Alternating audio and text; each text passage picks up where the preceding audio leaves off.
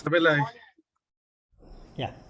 सबैलाई जय मसी जय मसी so once again it's a great joy to meet you all in online, and by God's grace we have been doing very well, and today also many things have been done by pastors and evangelists and servants of God and even medical staffs, and day by day the Church of God is witnessing Jesus Christ in different areas.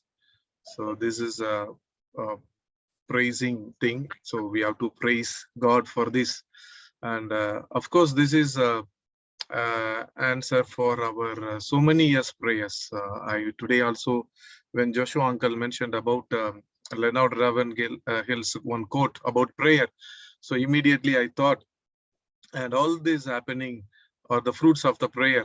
Even before we come to Siliguri, and the prayers,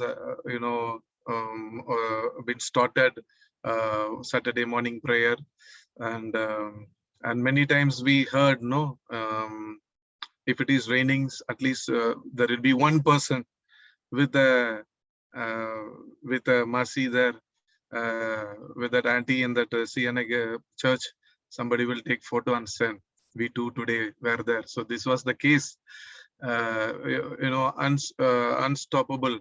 The prayer was continuing for many years, and by the grace of God, during this lockdown, and all of a sudden, prayer warriors flooded.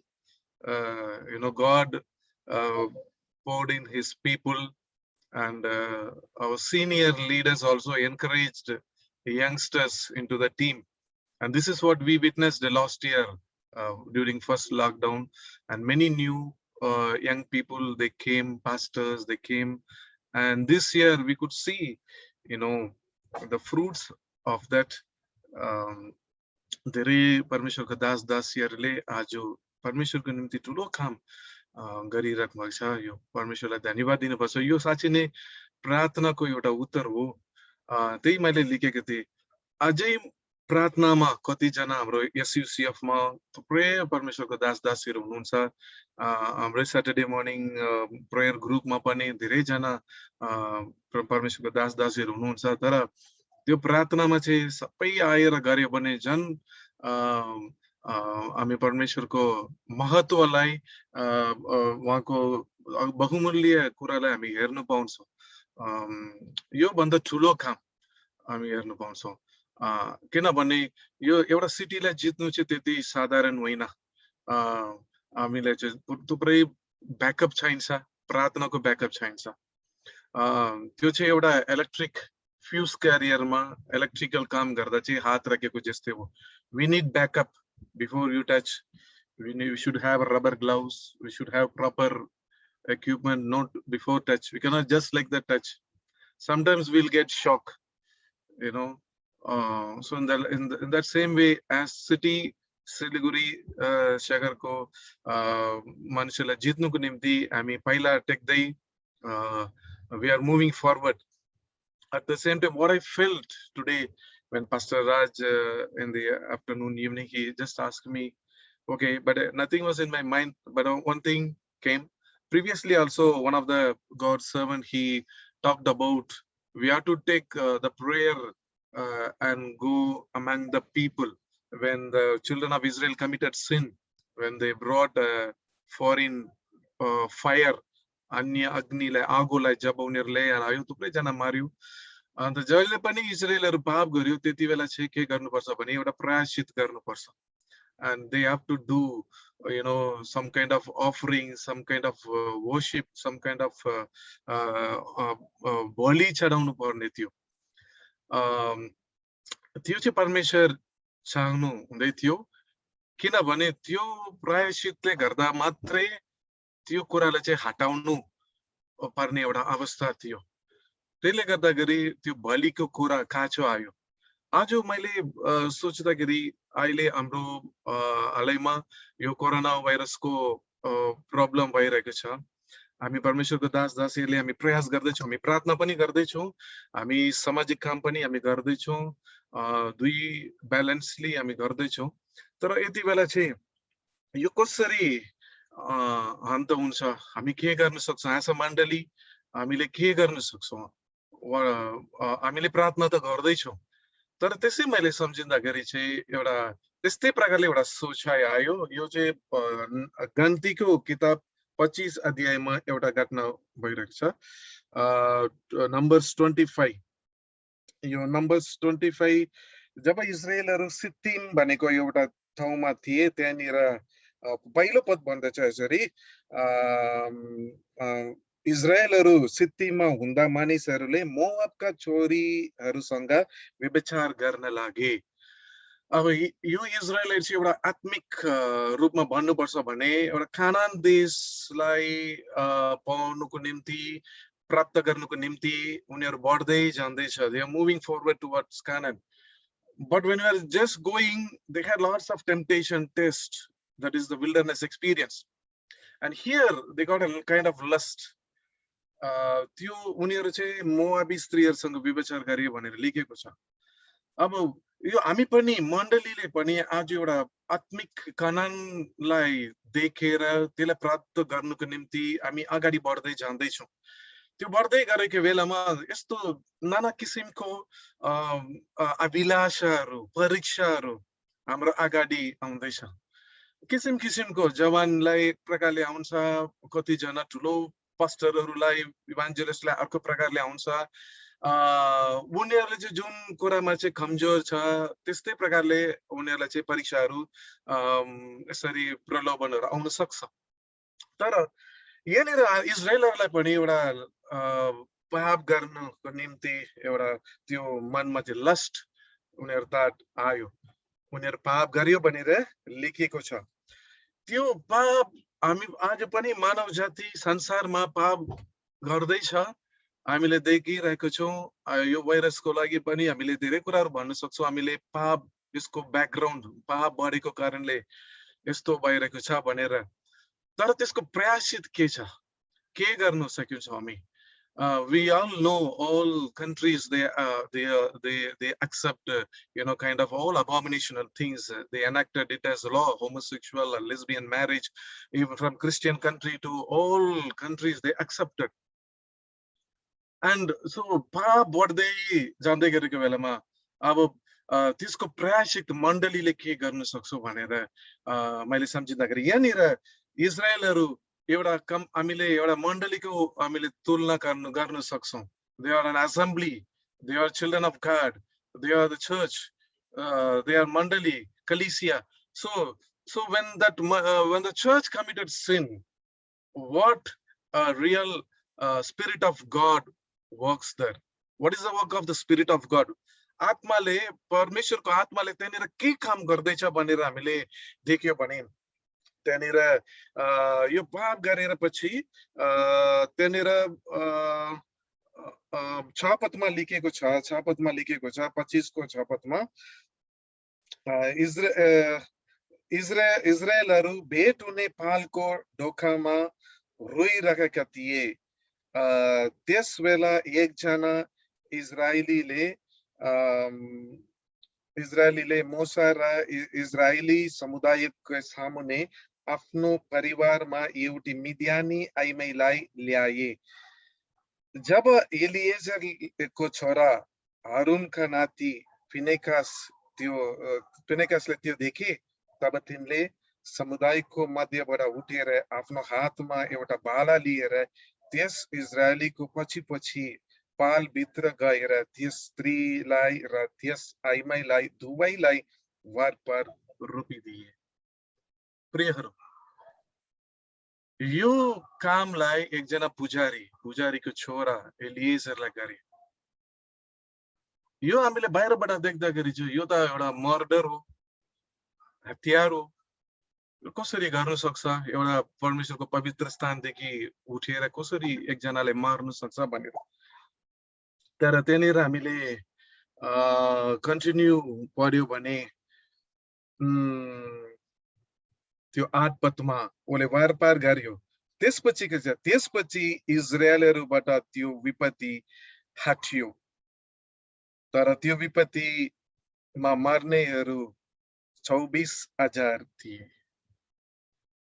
धेरैचोटि हामीले परमेश्वरको कुरालाई बुझ्न सक्दैन। यो बाला लिएर वार पार गरेपछि त्यो विपत्ति रोकिएछ, हट्यो भनेर लेखेको छ। प्रिय परमेश्वरको दास दासीहरू, आज हामीले के गर्नुपर्छ? हामी आज मण्डली as a church, what we are going to do? We are to stand in the presence of God. Somebody should raise up like this Phinehas, and they have to stand, and they have to, take the sword of God, and we have to fight the battle. We have to stand against all these, spirit of darkness, all the spirit of adulteryness. Today we can see, आज हामीले धेरैवटा Christian मण्डलीहरुमा पनि हामीले देख्न सक्छौं यस्तो कुराहरु, घिनलाग्दो कुराहरु देख्न सक्छौं। मैले कतिवटा कुरा मैले देखेर चाहिँ कोही बेला मेरो मन दुखित हुन्छ। मण्डलीमा एउटा नियम हुन्छ, तर त्यो मण्डलीलाई चाहिँ त्यो नियमलाई हामी भङ्ग गरेर त्यसलाई के गर्दैछौं, नामको लागि धेरैचोटि हामी पवित्र पवित्र अभिषेक भएको व्यक्तिहरु पनि अन्य जातिहरुसँग विवाह गरेर फेरि विवाह गर्नुभन्दा अगाडि उनीहरुलाई बप्तिस्मा दिएर क्रिस्चियन बनेर त्यसपछि एउटा त्यसको लागि एउटा क्रिस्चियन रंग, एउटा क्रिस्चियन कलर दिएर परमेश्वरले माफी दियो भनेर सम्झेर धेरै घिनलाग्दो कुराहरु मण्डली भित्र पवित्र स्थानमा हामीले गर्दै गरेको कुरालाई हामी हेर्दैछौं। यहाँनिर प्रायश्चित के छ? यसलाई चाहिँ इंग्लिशमा अटोनमेन्ट भनेर लेखेको छ। अटोनमेन्ट भनेको चाहिँ एउटा covering in the place of, जुन ठाउँमा यो पाप गरेको छ त्यो ठाउँमा चाहिँ अरु कुनै एउटा कुरालाई राखेर in the place of the अर्को कुरालाई राखेर, चीजलाई राखेर त्यसको बदलीमा instead of that something should cover that गल्ती, नराम्रो कुरालाई कभरिङ। साच्चै नै भन्नुपर्छ भने covering, atonement means to cover. Today we have to cover. मण्डली को पापलाई, संसारको पापलाई हाम्रो प्रार्थनाद्वारा मात्रै हामी कभर गर्न सक्छौं। हामीले त्यसलाई चाहिँ छोपिदिनु पर्छ, कभर गर्नुपर्छ प्रियहरू। So let us stand in the gap, and as this Eliezer, I saw this word atonement.